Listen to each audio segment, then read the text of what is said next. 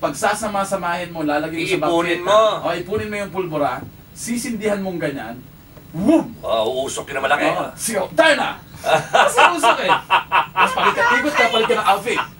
May newscaster sinabi siya, ganyan din ako, pero mas maganda yung sa amin nung kabataan namin. Sa Marikina daw, sabi niya. Ilalagay nila sa pupo ng baka, yung 5-star, tabi-tabi sila doon, kung sino pinakamaraming pupo sa katawan, pagsabog ng pupo. Tapos sila, di ba?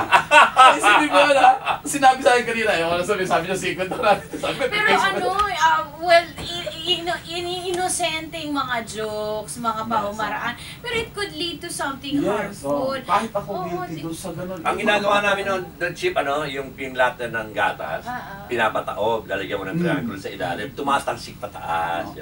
Mind you, kung ilalagay mo doon 5-star bawo, yung malalaki, magiging, sasabog yung lahat. Parang shrapnel na yun. Alam nyo, Ariel, Sir Ian, yung tatay ko talaga mahilig yan sa paputo. Napansin ko over the years, mula nung ako'y bata pa, parang palakas ng palakas yung sabog. Yung bang tipong may yung pressure mararamdaman mo.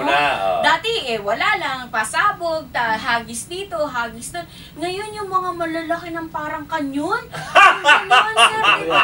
Pagka sumabog na ganyan, parang nararamdaman mo yung yung pressure, grabe.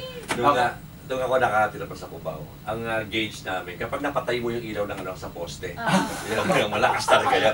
Boom! Patay yung ilaw. Very good! Pero sir, isa ring observation, lumiliit at lumiliit yung oras ng pagpapaputo. Dati kasi isang oras hindi pa matagal, hindi pa tapos, di ba? Ang dami. Tapos naging 30 minutes. Ngayon parang last year ang bilang ko, parang sa 15 minutes na lamang, sir. Pero lumiit din po ba yung mga tawag dito, aksidente? Okay. Ito maganda to.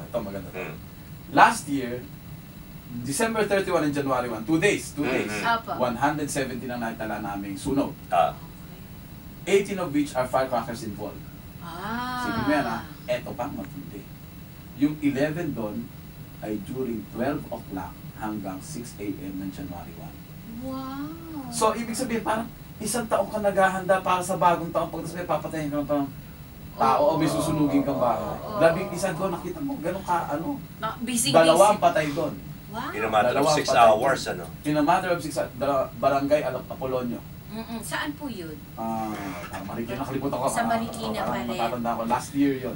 Naku, alam niyo ang wish ko, Sir Ian, yung suporta ng pinupuntahan yung mga syudad. Kasi wala namang, mapapagod kayo ng kalalakad at susuyurin niyo yung mga barangay na yan kung hindi naman kayo tutulungan at paiigtingin yung inyong panawagan ng mangyayari.